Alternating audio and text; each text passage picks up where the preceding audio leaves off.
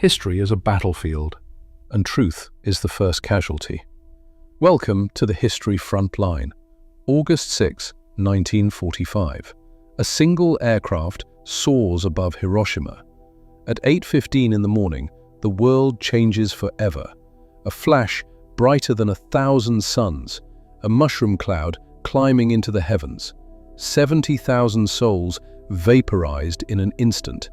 3 days later, Nagasaki burns, another 40,000 dead. On August 15th, Emperor Hirohito's voice crackles over radio waves across Japan. The war is over, Japan surrenders, and the world breathes a collective sigh of relief. This is the story we all know, the story we've been told for nearly 80 years. The atomic bomb ended World War II. It saved millions of lives. It prevented a bloody invasion. Case closed. History written by the victors. But here's the thing about history written too quickly. It often gets the ending wrong. Let me ask you a question.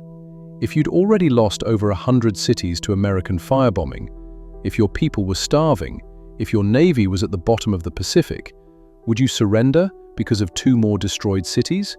Or would something else break your will, something more terrifying than death itself? Tonight, we're going to challenge everything you think you know about the end of the Pacific War. We're going to examine a thesis that makes military historians uncomfortable and rattles the foundations of Cold War mythology.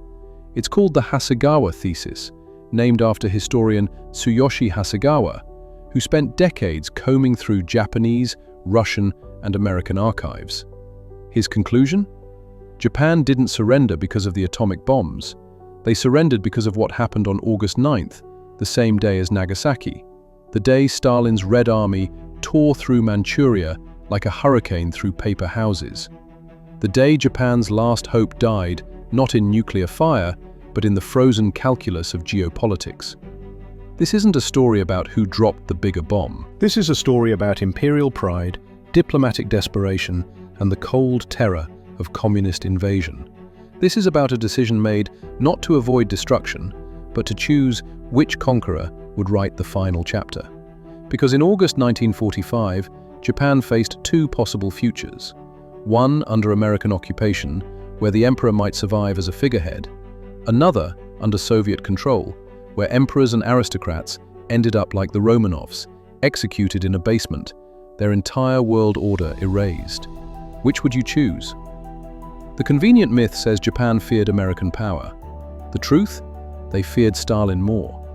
Let's rewind the clock, not to August but to March. March 9th, 1945. The night Tokyo learned what hell looked like. Operation Meeting House. The name sounds harmless, bureaucratic, like something discussed over coffee in a Pentagon conference room. But on that night, it became the single deadliest air raid in human history. 334 B-29 Super Fortress bombers lifted off from the Marianas. Their payload? Not high explosives, something far more insidious. Incendiary bombs. Thousands upon thousands of cylinders filled with napalm and white phosphorus, designed for one purpose: to set an entire city on fire. Tokyo in 1945 was a tinderbox, waiting for a match. Most buildings were wood and paper, narrow streets packed tight with humanity. Over 1 million people crammed into the eastern districts alone. The planners knew this. They'd studied Japanese architecture, wind patterns, building density. They chose their target zones with surgical precision. Not military installations, not factories, residential neighborhoods where families slept. At 10 minutes past midnight, the first Pathfinder aircraft dropped their markers. Brilliant flames outlining the kill zone. Then came the main force. Wave after wave, flying low at 5,000 feet, below the range of most anti-aircraft guns. The bomb bay doors opened and hell rained down. The fires started small, individual houses catching flame, but within minutes, they merged into something alive, something hungry, a firestorm. Temperatures reached 1,800 degrees Fahrenheit, hot enough to melt glass, hot enough to boil water in the canals where people sought refuge. The fire created its own weather system, hurricane-force winds sucking oxygen toward the flames, feeding the inferno, making it impossible to escape. People ran through streets turned into rivers of fire, their clothes ignited, their hair burned away. Mothers clutched children who would be corpses before dawn. The canals filled with bodies, thousands of them, people who jumped in to escape the heat, only to boil alive or suffocate as the fire consumed all the oxygen. The Sumida River became a mass grave. When the sun rose over Tokyo, 16 square miles of the city had ceased to exist. Not damaged, not destroyed, erased, turned to ash and charred bone. The official death toll? Over 100,000 people, killed in a single night, more than Hiroshima, more than Nagasaki. In just 6 hours, American B-29s killed more Japanese civilians than the atomic bomb would kill months later. And here's the part that matters, the part that shatters the conventional narrative. After this unprecedented horror, after watching their capital burn and over 100,000 of their people die in flames, the Japanese Supreme War Council met. They assessed the damage, they counted the dead, and they decided to keep fighting. No surrender, no peace talks, no wavering in their resolve. If anything, they dug in harder. The military faction, led by War Minister Korochika Anami and Army Chief of Staff Yoshijiro Umezu, insisted Japan could still force a negotiated peace. They still believed in the Ketsugo strategy, the final decisive battle, make the Americans bleed so badly that they'd accept terms, preserve the emperor, maintain the imperial system, die with honor rather than submit to unconditional surrender. Tokyo wasn't the only city to burn. Between March and August, American B-29s methodically incinerated over 60 Japanese cities. Yokohama, Osaka, Kobe, Nagoya. City after city turned to ash. Each raid killed thousands. Some killed tens of thousands. The American strategy was total war against the civilian population. Break their will to fight. Make them beg their leaders to surrender. It didn't work. The Supreme War Council, the 6 men who controlled Japan's fate, barely flinched. They had already accepted that Japan would be destroyed. The question wasn't whether cities would burn or people would die. Those were foregone conclusions. The question was whether the imperial system, the Kokutai, the very soul of Japan, as they understood it, would survive. And as long as they had one card left to play, they would keep gambling with their people's lives. That card was the Soviet Union. And it's why the firebombing of Tokyo, as horrific as it was, didn't end the war. Because destruction alone wasn't what Japanese leaders feared most. They'd already accepted destruction. What they couldn't accept was humiliation, occupation, the trial and execution of their god emperor. And they believed, desperately, foolishly, that Stalin could help them avoid that fate. The mathematics of annihilation were clear by spring of 1945.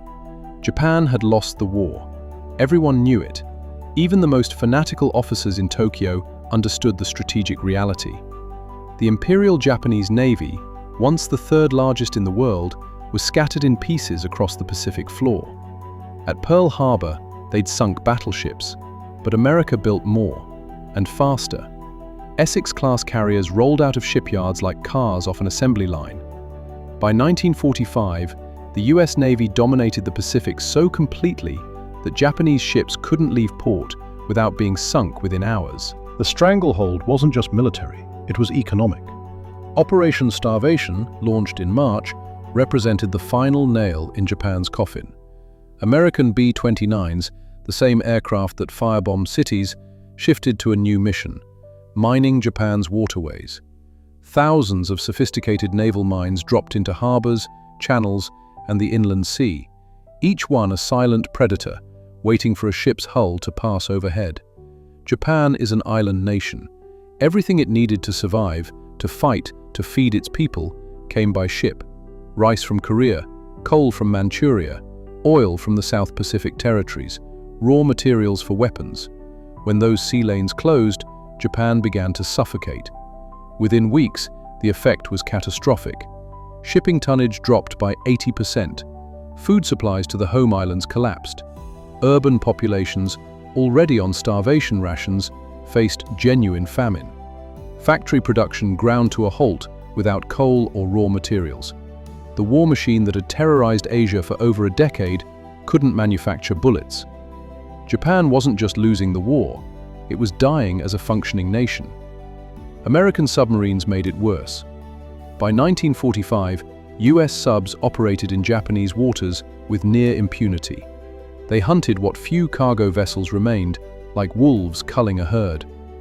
The Japanese merchant marine, over 6 million tons at the war's peak, had been reduced to rusting hulks and oil slicks. Insurance companies refused to cover shipments to Japan. Sailors refused to crew vessels bound for home ports.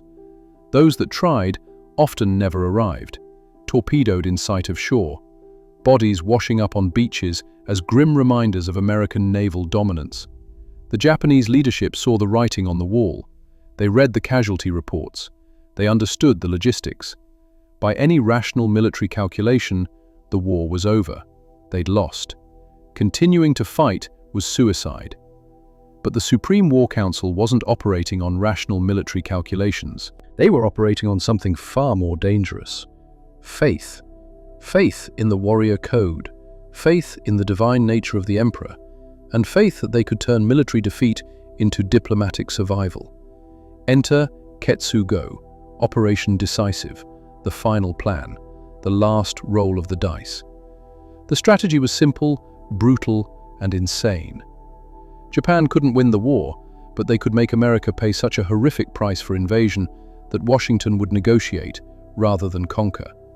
The plan assumed the Americans would invade Kyushu first, the southernmost home island. And they were right. That was Operation Olympic, scheduled for November 1st, 1945. The largest amphibious assault in history, dwarfing D-Day. Ketsugo prepared to meet that invasion with everything Japan had left. Every plane, every soldier, every civilian who could hold a weapon. The military mobilized over 2.5 million soldiers to defend Kyushu alone. Not regular army, not professional troops, teenagers, old men, factory workers given 2 weeks of training and a rifle, women trained with bamboo spears to stab American soldiers on the beaches. The plan called for waves of kamikaze attacks, not just planes. Suicide boats packed with explosives, midget submarines, human torpedoes, anything that could carry a bomb toward an American ship. Intelligence estimates suggested the Japanese had stockpiled over 10,000 aircraft for kamikaze missions. Most were obsolete trainers and bombers converted into flying bombs. The pilots? Boys barely old enough to shave, given enough fuel for a one-way trip. The assumption underpinning Ketsugo was that Americans, unlike Japanese, couldn't accept massive casualties. Bleed them enough and they'd stop. Kill 50,000, 100,000 American boys, and mothers back in Iowa would demand their government negotiate. It was psychological warfare on a national scale. Japan would lose. The home islands would be devastated. Millions of Japanese would die. But if the emperor could survive as an institution, if the Kokutai remained intact, then, in their twisted logic, they hadn't truly been defeated. This is critical to understanding why the atomic bombs alone didn't end the war. Japanese leaders had already resigned themselves to apocalyptic casualties. They'd watched their cities burn. They'd sent millions of their own people to die in Pacific Island battles where survival rates approached zero. They'd ordered schoolgirls to build fortifications and trained Buddhist monks to fight with kitchen knives. The idea that 2 more destroyed cities would break them ignores the depth of their fanaticism. But Ketsugo had a fatal flaw. It only worked if Japan controlled the timetable, if they could choose when and where to force the decisive battle, if they could maintain the pretense of sovereignty long enough to negotiate terms. And that required something they didn't have: time. Time to prepare, time to fortify, time to train their suicide army. Most critically, it required the Soviet Union to stay neutral, because if Stalin entered the war, if the Red Army invaded from the north while America invaded from the south, there would be no decisive battle, there would be no negotiation, there would be only conquest, occupation, and the complete destruction of everything Japan's leaders were trying to preserve. Which brings us to the most desperate gamble of all, the belief that Stalin might, just might, save them. Tokyo, Spring of 1945. Behind closed doors in the Foreign Ministry, diplomats composed messages to Moscow. Carefully worded, desperate, pleading. Messages that would become evidence of Japan's tragic miscalculation. Their last diplomatic lifeline, they believed, ran through the Kremlin. Japan and the Soviet Union had signed a neutrality pact in April 1941. 5 years of non-aggression. 5 years where neither nation would attack the other. For Stalin, it was pragmatic. It freed him to focus on Hitler's invasion without worrying about a two-front war. For Japan, it was strategic salvation. It protected Manchuria, their industrial heartland, from Soviet invasion. It kept the Trans-Siberian Railway safe for Japanese resource extraction from occupied China. But more than that, the pact represented something the Japanese desperately needed in 1945. Hope. Hope that Stalin might act as a neutral mediator between Japan and the Allies. Hope that the Soviet Union, not yet at war with Japan, might broker a peace that preserved the emperor. Hope that maybe, just maybe, they could avoid unconditional surrender. This wasn't paranoid delusion. Japan had precedent. Russia had mediated peace between Japan and China before. Theodore Roosevelt had brokered the Treaty of Portsmouth, ending the Russo-Japanese War in 1905. Great powers used neutral nations as go-betweens all the time. The Vatican, Switzerland, Sweden. Why not the Soviet Union? Foreign Minister Shigenori Togo, one of the few voices in the government arguing for immediate peace, pinned his hopes on this strategy. He authorized former Prime Minister Koki Hirota to approach Soviet Ambassador Jacob Malik in Tokyo. The message was clear. Japan wanted to improve relations with Moscow. Japan wanted to discuss ways the two nations could cooperate. Unspoken but obvious, Japan wanted Stalin to help them avoid total destruction. Malik listened politely. He reported back to Moscow. The Kremlin response? Silence. Then, vague promises to consider the matter. Then, more silence. But that silence didn't discourage Tokyo. If anything, they interpreted it as diplomacy and progress. Stalin was a realist, they reasoned. He understood balance of power politics. He knew a communist Japan would be as much a threat to Soviet interests as a strong China.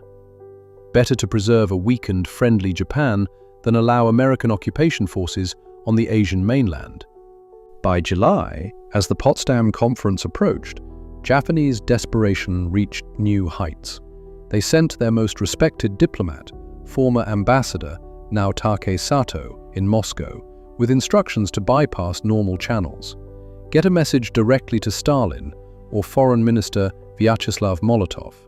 Offer concessions.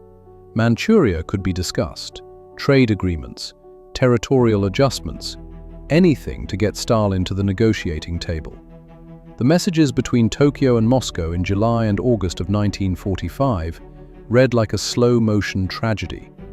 You can see it in the declassified telegrams. Sato in Moscow, an intelligent diplomat who understood realpolitik, repeatedly told Tokyo what they didn't want to hear. The Soviets won't help us. They're stalling. We need to face reality and negotiate directly with the Americans before it's too late. Tokyo's response? Send another message. Try harder. Offer more. Surely Stalin will see reason. Surely he understands that Japan's survival as a non-communist nation serves Soviet interests.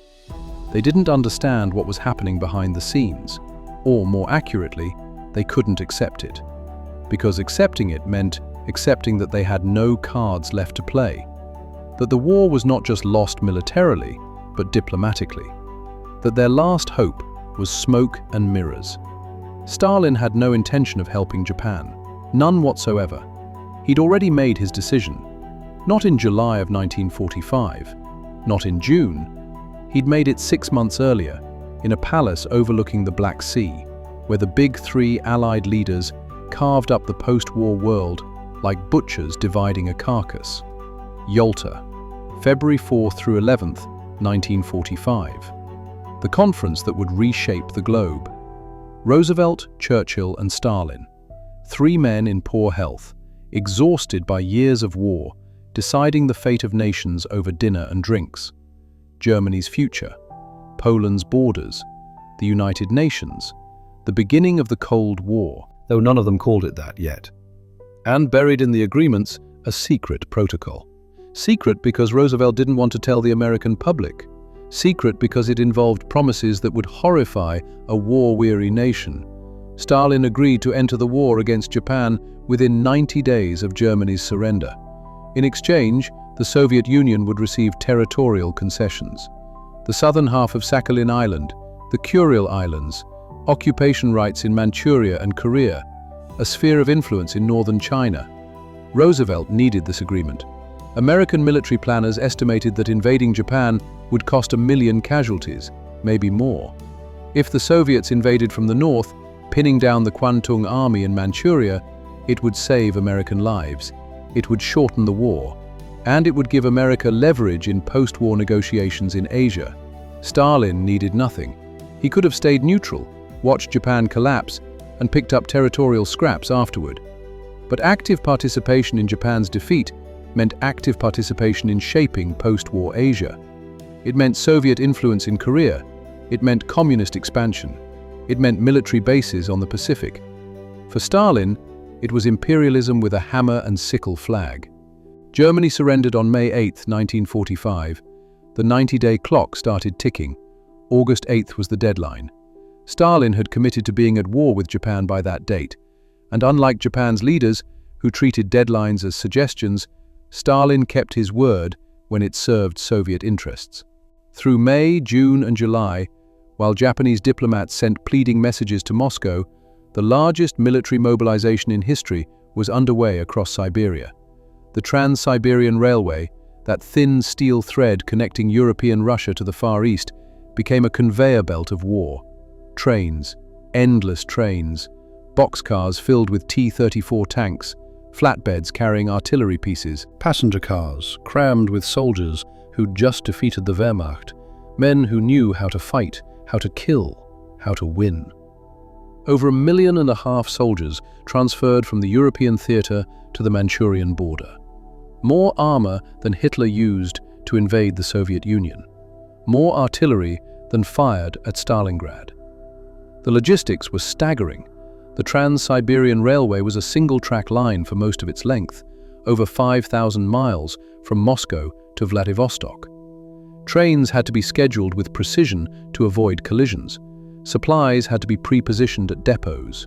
Fuel, ammunition, food, medical supplies, everything needed to sustain an army group the size of a small nation. And it had to be done in secret, because if Japan discovered the buildup, if they realized Stalin was about to betray them, they might negotiate directly with America. They might surrender before Soviet troops could cross the border. And Stalin wanted those territorial concessions. He wanted his seat at the table when Japan was carved up. Soviet intelligence, already operating inside Japan through spy networks built over decades, fed Moscow a steady stream of information. Japanese troop dispositions in Manchuria, fortification locations, industrial targets, rail networks. By August, Soviet generals had better maps of Manchuria than many Japanese officers stationed there. The operation had a name: August Storm. The irony wasn't lost on planners. A storm in summer, violent, sudden, devastating. Everything the operation was designed to be. 3 fronts: the Transbaikal Front, under Marshal Rodion Malinovsky, attacking from the west. The First Far Eastern Front, under Marshal Kirill Meretskov, pushing from the east. The Second Far Eastern Front, under General Maxim Perkayev, driving south through northern Manchuria. 1.5 million men, 5,000 tanks, 5,000 artillery pieces. A hammer blow with the weight of the entire Red Army behind it. Japan's Kwantung Army, once the most powerful force in Asia, had been bled dry. The best divisions, the best equipment, the best officers, all sent south to defend the Pacific Islands. What remained in Manchuria was a ghost of its former self. Undermanned divisions, obsolete equipment, conscripts. The Japanese High Command knew the Kwantung Army couldn't stop a determined Soviet attack, but they believed they had time. They believed Stalin would stay neutral. They believed their diplomacy would work. They believed wrong. August 6, 1945, 8:15 in the morning. The Enola Gay, a B-29 superfortress, releases a single bomb over Hiroshima. Little boy. 13 kilotons. The first atomic weapon used in warfare. The explosion obliterates the city center. 70,000 dead within minutes. Thousands more would die in the following weeks from radiation and burns. The mushroom cloud rises 8 miles high, visible for hundreds of miles. In Tokyo, the news arrives in fragments. Communication lines to Hiroshima are down. Initial reports speak of a massive explosion, perhaps a large-scale conventional bomb strike, maybe an ammunition depot detonation. It takes hours for the truth to filter through. A single bomb. A new type of weapon. Unprecedented destruction. The Supreme War Council meets. 6 men in a room, arguing. War Minister Anami minimizes it. We've lost cities before. This changes nothing. Navy Minister Mitsumasa Yonai counters. This is different. This is a weapon we cannot defend against. Foreign Minister Togo sees an opportunity. Use this as justification to end the war. Blame the Americans' inhumane weapon. Preserve honor while accepting reality. But the meeting doesn't reach a consensus. The military faction, 3 of the 6 council members, refuses to accept surrender without conditions. They want guarantees about the emperor. They want to avoid Allied occupation. They want to delay, to negotiate, to stall, because they still have hope. Hope that Stalin will mediate. Hope that the Soviets will pressure America to accept terms. Hope that their diplomatic strategy hasn't failed completely. That hope lasts 72 more hours. August 9th, 1945. 2 events, 2 cities, 2 futures for Japan. At 2 minutes past midnight Moscow time, 10 minutes past midnight in Tokyo, Soviet Foreign Minister Molotov summons Japanese Ambassador Sato to the Kremlin. Sato arrives expecting another vague diplomatic response to Japanese peace feelers. Instead, Molotov hands him a document, a declaration of war, effective immediately. The Soviet Union considers itself at war with Japan as of this moment. Sato is stunned. He stammers. There must be some mistake. The Neutrality Pact has another year. We've been negotiating. We've made offers. Molotov's response is cold. The pact is void. Japan's alliance with Germany and attacks on allied nations make neutrality impossible. The Soviet government has decided. The discussion is over. At 3 minutes past midnight, less than 60 seconds after the declaration reaches Tokyo, Soviet artillery opens fire across the Manchurian border. Not a probe, not a skirmish, a full-scale invasion on 3 fronts simultaneously. August storm has begun. At 11:02 that same morning, Japan time, a second atomic bomb falls on Nagasaki. Fat Man, 21 kilotons, 40,000 dead. Another city incinerated in nuclear fire. 2 catastrophes in one day. The atomic bomb gets the headlines. The history books focus on Nagasaki, on nuclear weapons, on the moral calculus of using such devastating force. But in the Imperial Palace in Tokyo, it's the Soviet invasion that causes panic. The Supreme War Council convenes in emergency session that afternoon. The arguments that follow reveal everything about what truly drove Japan's surrender. War Minister Anami, who dismissed Hiroshima as just another destroyed city, is shaken by the Soviet attack. Navy Minister Yonai breaks down. Foreign Minister Togo, vindicated in his warnings, pushes for immediate surrender. But it's what they say, what they focus on, that matters. The discussion isn't about nuclear weapons. It isn't about American power. It's about the Soviets. It's about Manchuria. It's about the collapse of their diplomatic strategy. It's about the terrifying reality that they now face enemies from 2 directions. And one of those enemies won't honor the emperor, won't preserve the imperial system, won't allow the aristocracy to survive. Prime Minister Kantaro Suzuki, an old admiral who'd survived an assassination attempt during the February 26th incident in 1936, understands the stakes. He's read the intelligence reports from Manchuria.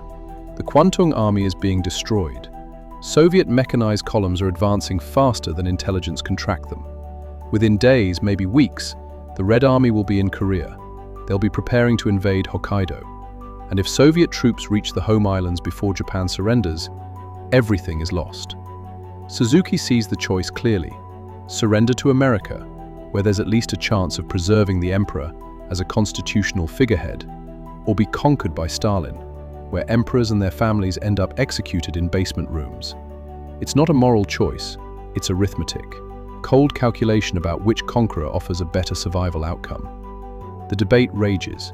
3 members of the Supreme War Council, the military faction, still refuse to accept unconditional surrender. They want conditions, guarantees about the emperor's status, no Allied occupation. Japan tries its own war criminals, self-disarmament. The civilians on the council, Togo and Yonai, with Suzuki's support, argue those conditions are impossible. America has demanded unconditional surrender since 1943. They won't negotiate now. Deadlock. 3 against 3. The council cannot reach a decision. And while they argue in Tokyo, in Manchuria, the Kwantung Army ceases to exist as a fighting force. August Storm wasn't a battle. It was an execution. The Soviet invasion of Manchuria represents one of the most devastating military operations in history. Not because of the casualties, though those were horrific, not because of the territory conquered, though that was vast, but because of the speed, the absolute overwhelming velocity of destruction. Remember, the Kwantung Army had been the pride of Imperial Japan. In the 1930s, it was the most powerful military force in Asia. Over 700,000 men at its peak, battle-hardened from years of occupation duty and anti-insurgent operations. It had conquered Manchuria, invaded China, fought Soviet forces to a standstill at Khalkhin Gol in 1939. But by August 1945, the Kwantung Army was a hollow shell. The Pacific War had drained it. The best divisions transferred to defend Okinawa and the Philippines. Equipment requisitioned for home defense. What remained was a garrison force. 17 divisions on paper, maybe 700,000 men, but most were recent conscripts, Korean and Manchurian auxiliary troops of questionable loyalty, officers too old or too junior, tanks from the 1920s, artillery pieces that belonged in museums. Against this, Stalin sent the largest mechanized force ever assembled in Asia. The Soviet war machine, fresh from destroying the Wehrmacht, now turned east. T-34 tanks, the best medium tank of World War II, Katyusha rocket launchers, heavy artillery, close air support from Sturmovik attack aircraft, combined arms tactics perfected in 4 years of brutal warfare against Germany. The assault began in darkness and rain. Thunder masked the sound of engines. Low clouds hid aircraft. Soviet infantry infiltrated Japanese lines hours before the official start time, cutting communications, eliminating observation posts. When the artillery barrage began at dawn, Japanese commanders couldn't coordinate a response. Phone lines were dead. Radio silence had been enforced for weeks to maintain surprise. Units fought blind, isolated, alone. The Transbaikal front under Malinovsky punched through the greater Khingan mountain range, a natural barrier Japanese planners thought would slow any invasion for weeks. Soviet engineers had pre-positioned supplies. Tanks rolled across supposedly impassable terrain.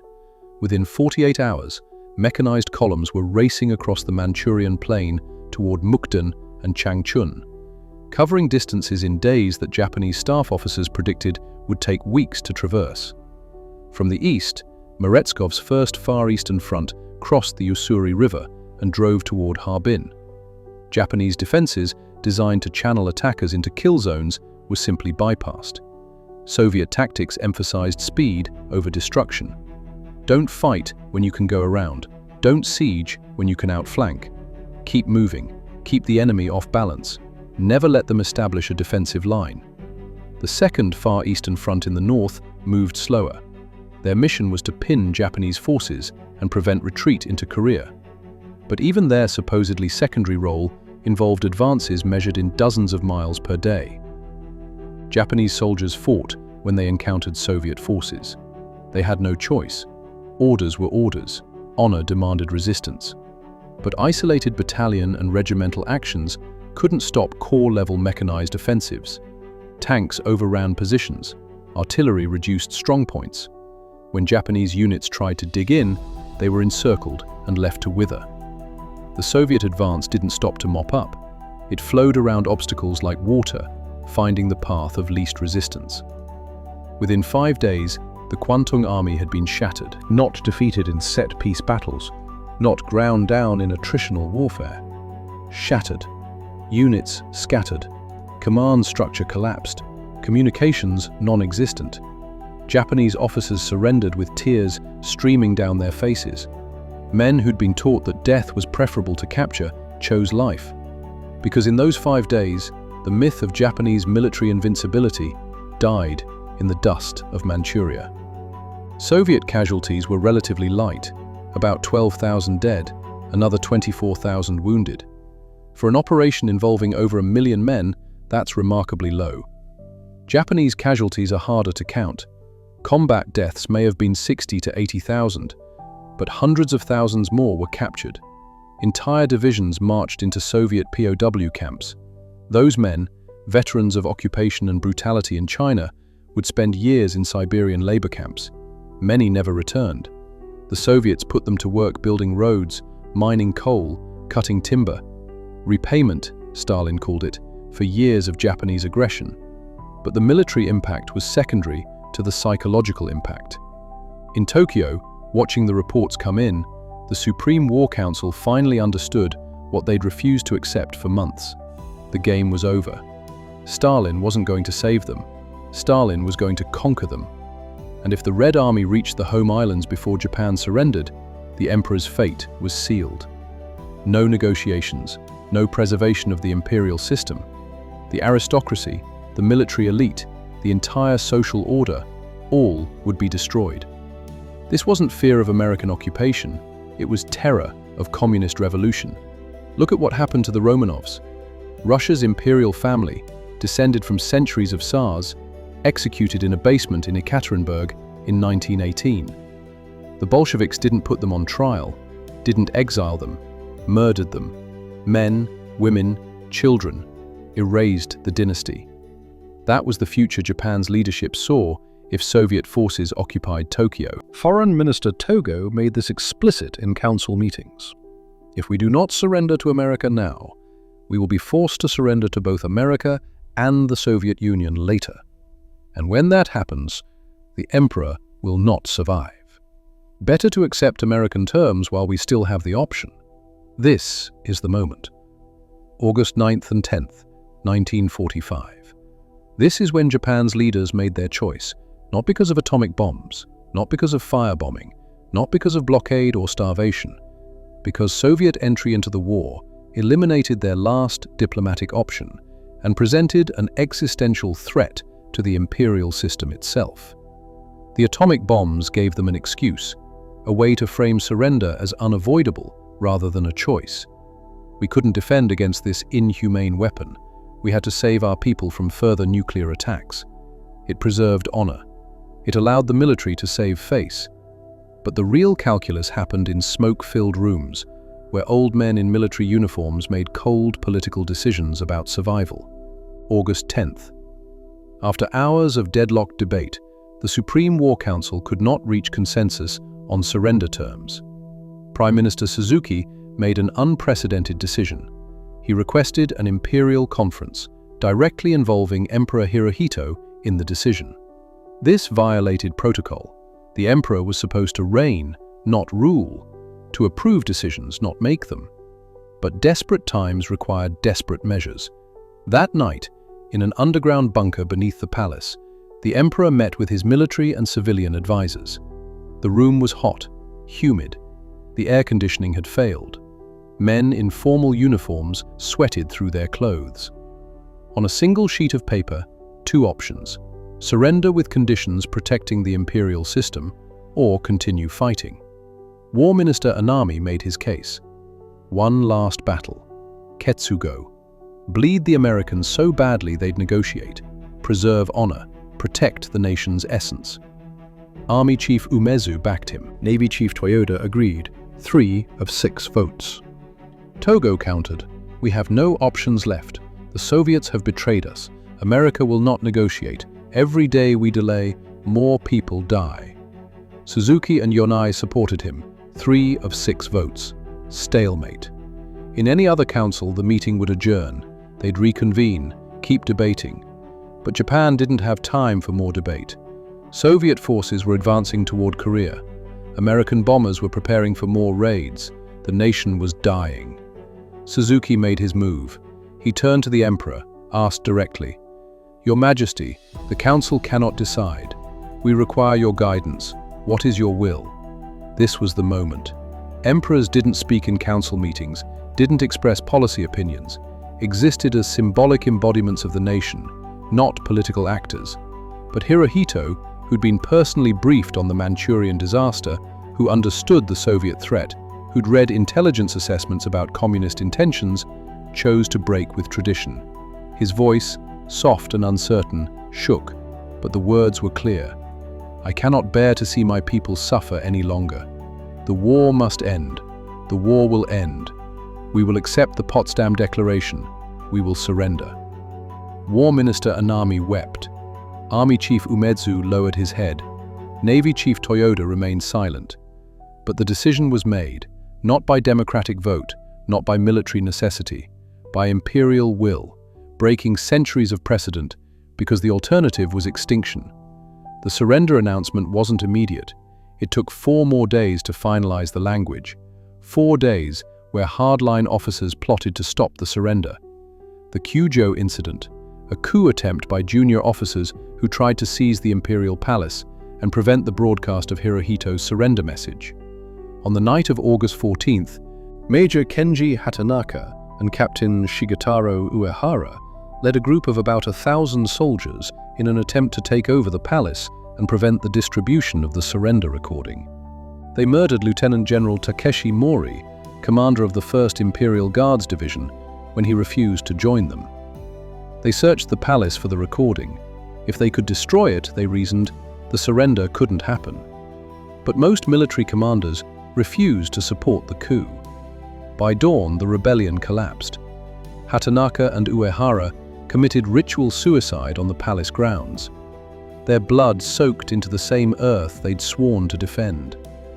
Young men, fanatical believers in the warrior code, dead because they couldn't accept the unacceptable. That their empire had not just lost a war, but lost its soul. August 15th, 1945, noon. All across Japan, radios crackled to life. Citizens gathered in public squares. Soldiers in bunkers leaned close to receivers. And for the first time in history, they heard the voice of their emperor. Not a speech delivered by an announcer, not a proclamation read by a minister, the actual voice of Hirohito. Thin, high-pitched, speaking in archaic court Japanese, most citizens struggled to understand. The dual voice broadcast. Hirohito never used the word surrender. Instead, he spoke of accepting the Potsdam Declaration. He mentioned a new and most cruel bomb that necessitated ending the war to save humanity. The atomic bombs, the terrible weapon that Japan could not defend against. This became the official narrative. Japan surrendered because of nuclear weapons. It was a lie, or rather, a careful diplomatic fiction. The atomic bombs were part of the equation. They added urgency. They provided political cover. But they weren't the determining factor. Hirohito himself understood this. In later private conversations, declassified decades after the war, he admitted that Soviet entry into the war made continuing to fight impossible. That the loss of Manchuria and the threat of communist invasion eliminated all options. But publicly, for American and global consumption, the narrative became nuclear-centric. America wanted that narrative, needed it actually, because the Cold War was already beginning, and demonstrating the devastating power of atomic weapons sent a message to Stalin. "We ended a war with 2 bombs. Imagine what we could do to you." The Soviet Union, meanwhile, benefited from obscurity. If the world focused on Hiroshima and Nagasaki, they ignored Stalin's land grab in Asia. ignored Soviet occupation of Manchuria, Northern Korea, the Kuril Islands, Sakhalin. Ignored the fact that Stalin achieved all his territorial ambitions from Yalta in less than a week of fighting. Better to let America claim victory through nuclear might, while the Soviets quietly annexed half a continent. And Japan? Japan accepted the nuclear narrative because it was less humiliating than the truth. Defeated by a wonder weapon sounds better than defeated by diplomatic incompetence. Surrendering to save civilians from nuclear holocaust is more honorable than surrendering because you realized Stalin would execute your emperor. So the myth solidified. The atomic bomb ended World War II. 2 bombs, 2 cities, instant Japanese surrender. Clean, simple, a demonstration of American power and scientific achievement. The dawn of the atomic age. The reality? Messy, complex, a surrender driven by the collapse of diplomatic strategy, the terror of communist invasion, and cold political calculation about which occupier would allow the imperial system to survive. The atomic bombs provided convenient justification for a decision already made. Think about the timeline. Hiroshima on August 6th, Supreme War Council meets. No decision, still debating, still holding out for Soviet mediation. August 9th, Soviet invasion begins. Within hours,